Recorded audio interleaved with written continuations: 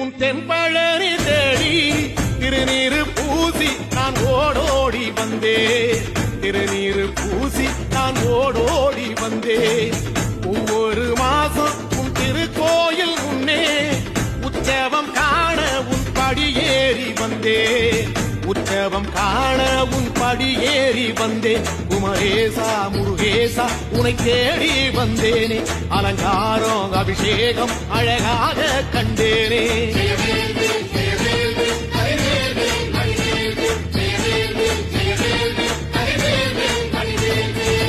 தென்பழனி தேடி உன் தென்பழனி தேடி திருநீரு பூசி நான் ஓடோடி வந்தேன்.